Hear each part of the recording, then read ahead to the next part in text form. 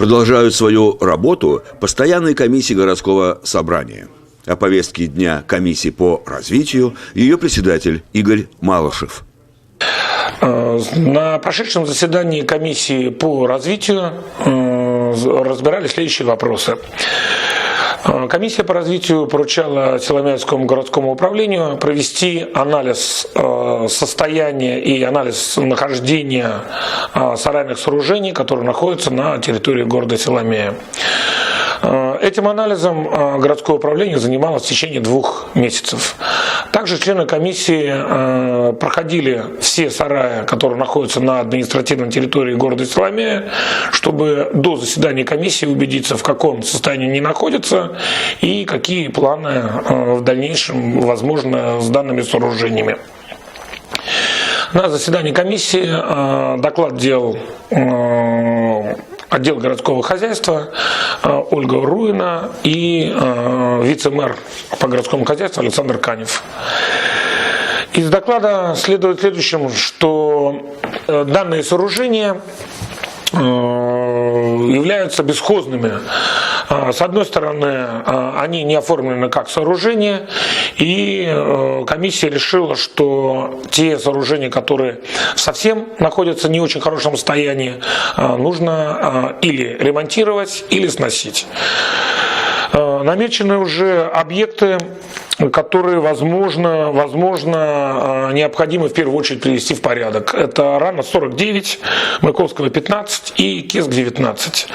Городское управление должно обратиться к пользователям данных сооружений о том, чтобы найти компромисс между городом и пользователями и принять решение. Эти сараи будут восстанавливаться или данные сооружения будут сноситься. Также были приглашены на заседание комиссии представители квартирных товариществ, которые рассказывали по поводу того, свое видение, как в дальнейшем будет проходить реформа перехода города на квартирное товарищество. На каждом заседании члены комиссии приглашают одного из представителей. Предыдущее заседание мы заслушивали представителей МЕКи, которые сказали свое видение. На этом заседании мы заслушали госпожу Вифельд, которая высказала свое мнение, что должно в городе происходить. Таким образом, к 2018 году должны быть созданы квартирные товарищества, но в городе должна четко создана быть программа перехода, и город должен видеть четкую картину. Один из вопросов – это организация торгового места по адресу Виру Пуюста 27. Будет организовано торговое место, где могут люди торговать. У членов комиссии возникли вопросы, проведен ли анализ безопасности для организации данного торгового места. Потому что члены комиссии обеспокоены, что это будет происходить рядом с проезжей частью, рядом с большим торговым центром, где интенсивно движение и, возможно, какие-то случаи. По заверению городского управления, анализ безопасности произведен, все в порядке, торговать можно.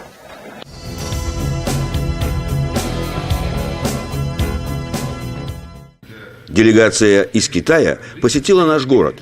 Основная цель – знакомство с силами, его предприятиями, портом. Они встретились с председателем городского собрания Еленой Коршуновой, мэром города Тынисом Кальбергом, которые рассказали об истории Силомея, о его традициях, предприятиях и учреждениях. Далее гости отправились в порт, где коммерческий директор Андрей Биров провел с ними ознакомительную экскурсию.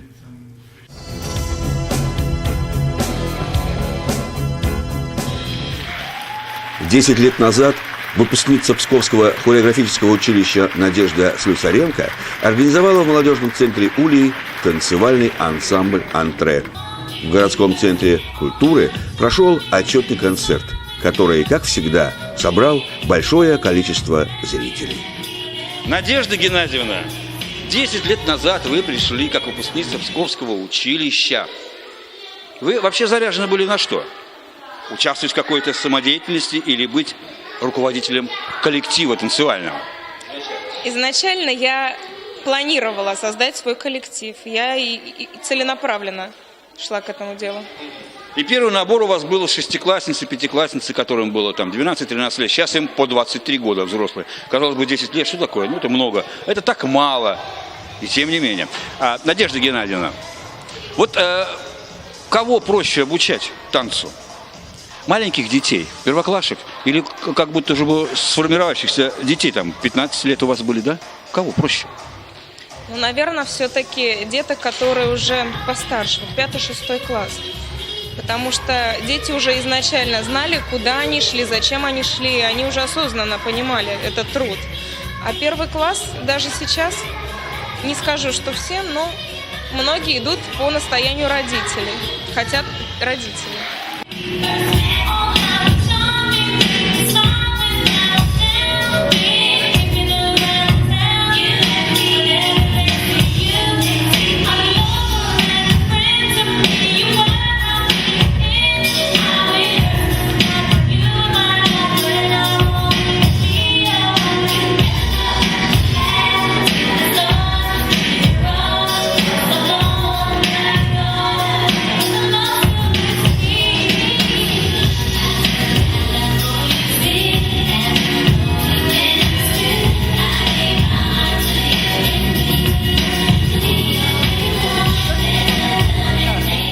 Зрители, приходя в зал, видят танец, они наслаждаются красотой движений, слаженности всего этого, да? Скажите, ведь танец – это набор определенных, кем-то придуманных движений. Это как лего, даже не лего, как конструктор. Берешь одно движение, потом другое движение, выбираешь музыку медленную или быструю, и вот этот набор движений как бы, да, начинаешь складывать, как мозаику. Как у вас происходит формирование танца? Вы придумываете, вам во сне приходят танцы, как? Ну, конечно, изначально темп задает музыка. Бывает, может быть, еду куда-то на машине, по радио слышу музыку. Случайно? Случайно, да. Как правило, это случайно происходит. Ну, а потом уже в голове что-то, какой-то сюжет рождается. После начинаю накладывать какие-то движения. Ну, таким образом все это и формируется.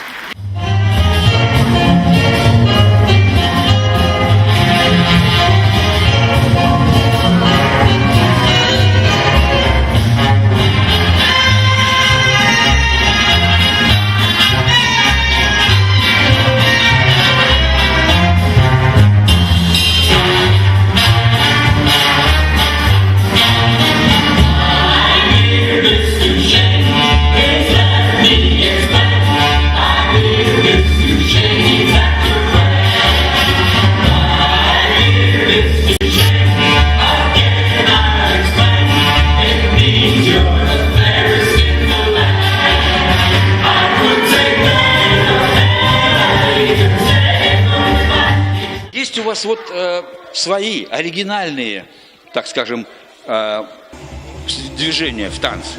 Потому что, ну, я смотрю, допустим, Тозас, да? Смотрю другой коллектив. Абсолютно одинаковые движения, только в разной последовательности. Вот у вас есть свои оригинальные, выдуманные вами движения? Ну, конкретно я на этот вопрос затрудняюсь ответить, но многие люди, вот даже мой хореограф с Пскова Ирина Анатольевна Федорова, говорит, у вас у каждого есть свой почерк. То есть, возможно, у каждого хореографа, да, есть что-то свое, по которому уже можно определить чей номер.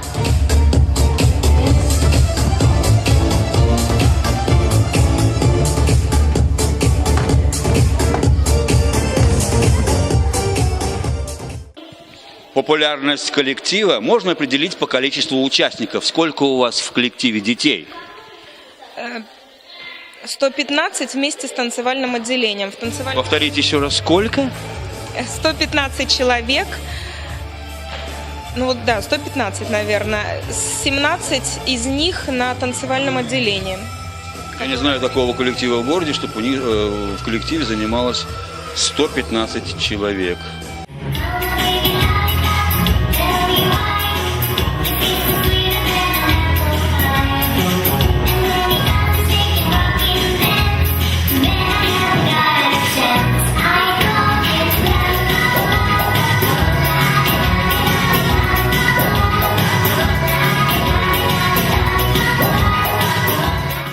Надежда Геннадьевна, приятно было видеть родителей тех детей, которые занимаются у вас. Разной, так скажем, конституции и разного возраста. Как у них все слажено, как у них красиво все получилось, задорно, весело. Кто пришел к такой идее? Кому пришла идея в голову сделать вот такой танец с родителями? В прошлом году, когда мы ездили на конкурс «Арабеск» в Латвию, в Юрмалу, у нас там оздоровительная пробежка была с родителями и детьми коллектива. Мы выбегали на пробежки, и между смехом мы решили, а почему бы нам, мамочкам, не сделать детям подарок на 10-летие коллектива. Сначала мы думали, это будет один непосредственно номер, чтобы дети об этом не знали. И когда мы в сентябре это дело начали, подтянулись помимо, конечно, родителей детей, да, другие люди, которым интересно заниматься вообще этим. И как-то вот все сначала отнекивались, выступать мы не будем, не-не-не, у нас ничего не получается. А потом одно движение, второе, небольшая комбинация, танец. Ну, как-то поняли, что не так уж плохо это все выглядит, и решили, что можно и на сцену.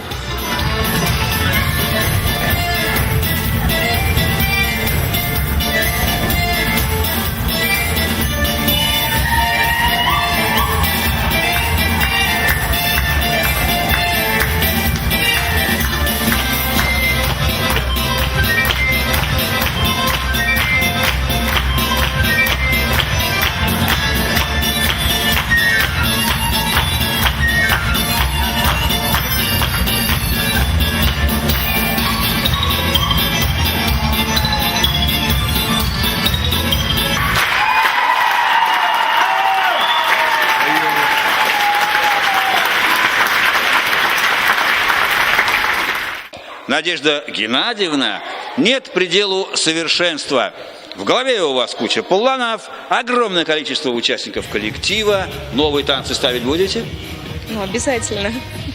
И успехов вам в этом, вам и вашим детям.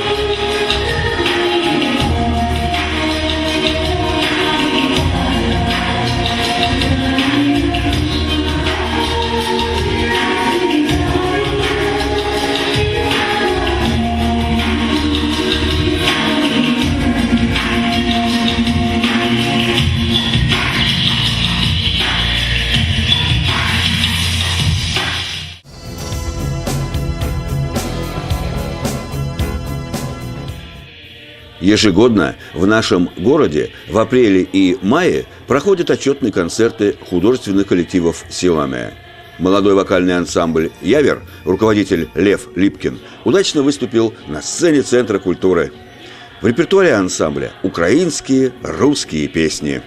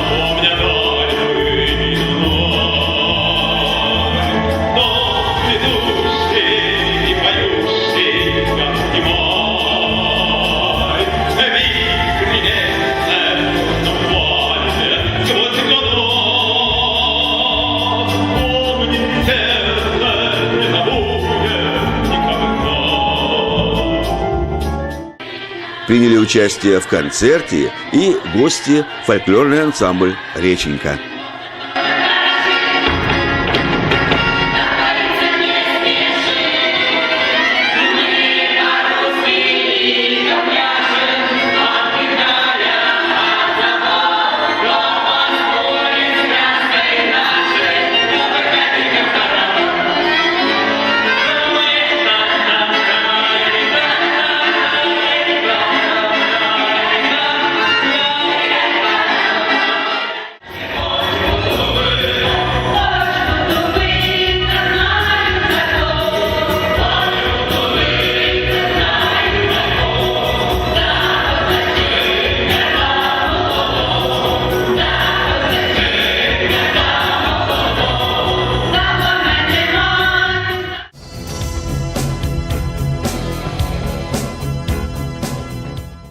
Уважаемые горожане, в очередной раз Молодежный центр по интересам Ульи предлагает вам уникальную возможность познакомиться с деятелями искусства мирового уровня. 26 мая, в ближайший вторник, приезжает и дает свой мастер-класс Андре Бойд. Андре Бойд является уникальным музыкантом, который освоил множество различных барабанных стилей.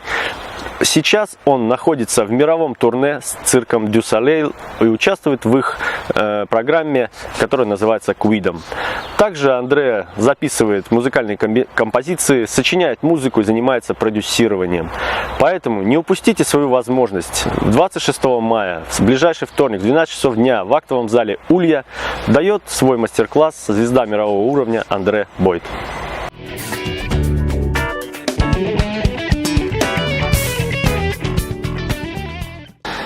На днях порадовали воспитанники клуба Тэквондо Квон.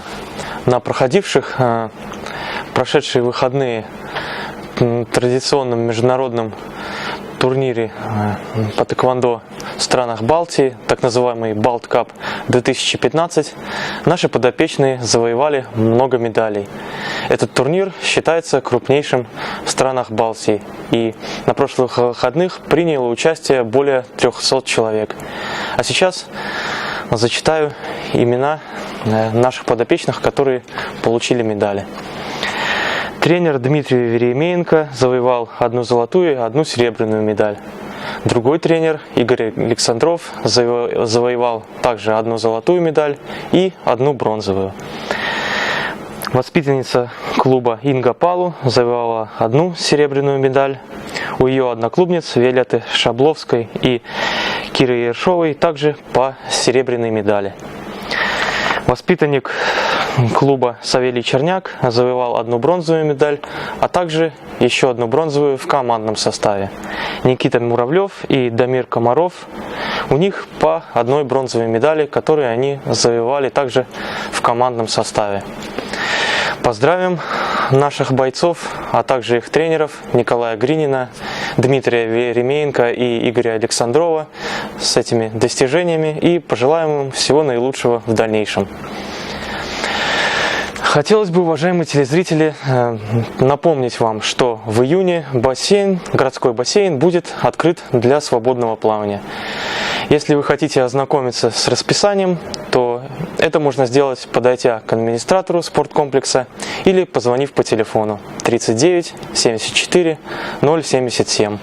Еще раз повторю, телефон 39 74 077. И под конец, как обычно, афиша на ближайшие дни. В субботу, 23 мая в 11:00 от главного здания спорткомплекса стартует открытый велопоход. Дистанция Силамя-Тойловский парк Силамя. Приблизительно общая протяженность составляет 37 километров. На старт желательно явиться за 10-15 минут до начала. Шлем обязателен. Мероприятие проводит клуб ветеранов Сил Спорт. В этот же день в 19:00 на основном футбольном поле в рамках Высшей лиги Эстонии по футболу местный Калев сразится с таллинским Инфонетом. Еще раз повторю, матч состоится в субботу 23 мая в 19:00 на основном футбольном поле. Пожалуйста, приходите.